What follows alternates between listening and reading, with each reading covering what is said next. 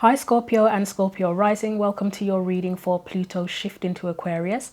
So I've got a couple of decks here I'll be using to pull some cards for you shortly, but first of all I want to just do an overview of the energies that we're dealing with. So as I say, the reading is for Scorpio and Scorpio rising. If you need to generate your own birth chart, there's a link in the description box for that. We're going to get into it. So with Pluto, as you may already know, because it's directly connected to your sign, is an energy of transformation, change, power. Pluto energy basically strips everything back. It goes beneath the surface and it breaks things down so that we can identify where change is needed or where we need to let go. Once that happens, we can purge, we can regenerate, and hopefully get our power back. When Pluto was in Capricorn, it would have shown us, or it did show us over the last 16 years, abuse or misuse of power, whether that's in our personal lives, within work, family, whatever, and in the world as well. It showed us the shadow side of financial systems, the government, authority figures, patriarchal structures, because Capricorn is the father in astrology, it's father energy. Pluto would have just shown us in general where transformation is needed, where there's inequity of power and resources. With it going into Aquarius now, it's going to be there for 20 years. And Aquarius, as you may know, it's a very progressive and liberated energy, or liberating energy. So Aquarius wants equality, freedom and liberation for everyone. So with Pluto being in Aquarius, it kind of shows us where we have been disempowered or are disempowered and how and where to get that power back. Pluto is kind of a limitless, Aquarius is a bit of a limitless energy. So it'll push the boundaries of what we think is possible, and that can be in anything, can't it? We've seen it with AI. We probably never thought that would be possible in terms of our spirituality, in terms of how we operate collectively and as a community, in terms of what's good for everyone. I've said it multiple times now. I'm nearly at the end of the reading, so I think you're my last but three. That we could have potentially have a golden age over the next 20 years. There is a book called The Golden Age by Diana Cooper, I believe. I haven't completed it yet, but with this kind of energy, it's not happening just yet, obviously, because there's so many difficult things going on in the world and horrible things. But during this 20-year period, or at least by the end of it, we could have a golden age where we never thought it was possible for the world to be harmonious. Even if it's only for a brief period of time, it could happen. As I say, Aquarius pushes the boundaries of what is possible, what we think is possible. And also, Aquarius is connected to friendship, community.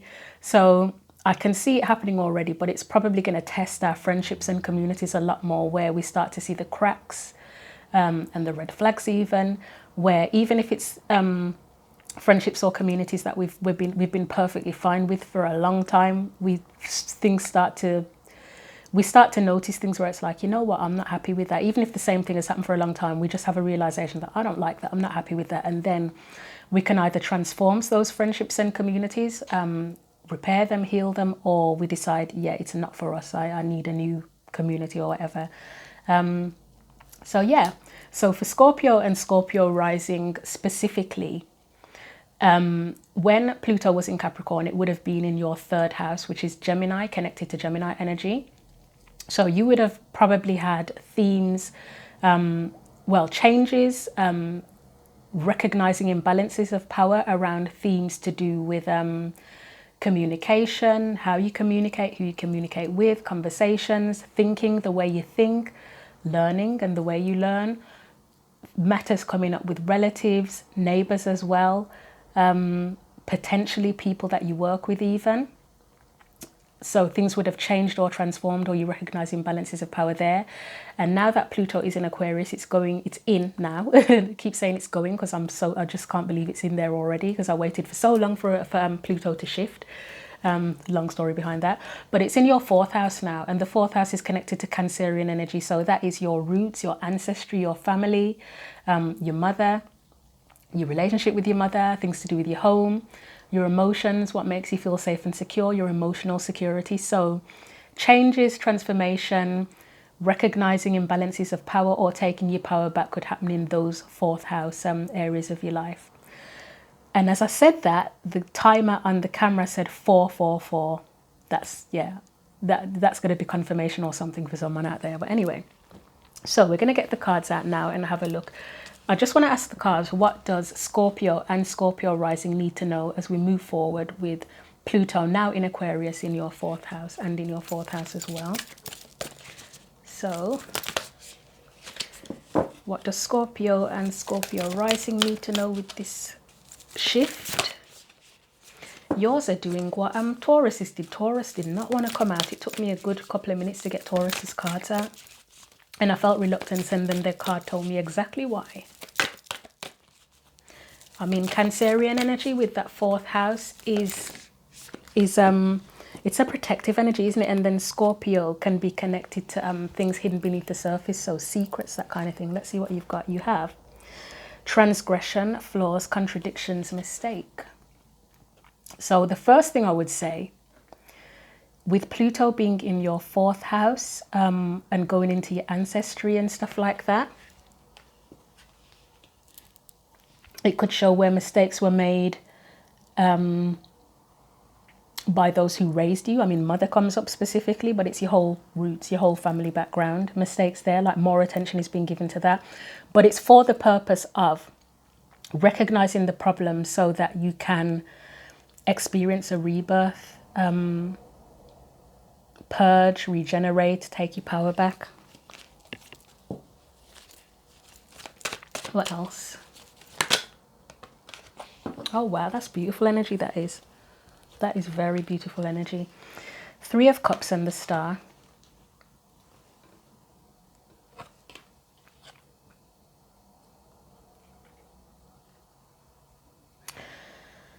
Yeah, I mean, there's something very, very specifically about support here for someone.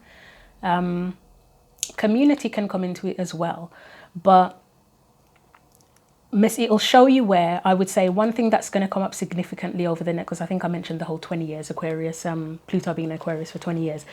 You're going to see where there's been a lack of support, or is a lack of support, and where you've not, for some, where you've not supported yourself or others sufficiently. And I believe there will be healing around that. But there's also a sense of hope there that things will change there, and you may finally end up resolving those issues and getting the support that you need in general, and to follow your dreams, even if you have dreams. There's a community theme here as well. Like, it may be that because these things get healed and resolved, you finally feel like you find your sense of community, whether it's with people that you know already or that you find a new community and they help you heal. Because the Star is an Aquarius card, connection to community. And then with that 3 of Cups, it's support, it's community, isn't it? And then that whole concept of emotional security. When you have a supportive community, I mean, we have to kind of be able to do this for ourselves anyway. We kind of have to learn to give ourselves emotional support and emotional security. But it does help as well when you have a community who can give that to you as well. I know that we often say, oh, you can't give something to others or expect to receive something from others that you can't give to yourself. But sometimes you need it. We do need it. And I can say that from personal experience as well. I found a community that I feel like they basically saved my life. Not to say that I wasn't able to fight my battles, but I don't know where I would be if I didn't find the community that I'd found that has helped me, to be honest. Because the last struggle I had was it was tough. Didn't think I'd make it out alive. So it's really helped. It's been really healing, really supportive, and yeah, and it's a spiritual community I'm speaking of, by the way, as well. It's just the encouragement and being able to share experiences and stories. And even when your stories are different, you can see how you have a similar feeling about things, and just knowing that you've got that encouragement and people who've been through it, and it just helps. It's just a feeling. I'd say it's a feeling more than anything else. It's just a safe space and feeling supported. More than anything else. So as I say, I think you'll be identifying that where mistakes have been made around that sense of support and emotional security, and you're going to heal and resolve that and potentially even find your own community. What's on the bottom of the deck? The Hermit.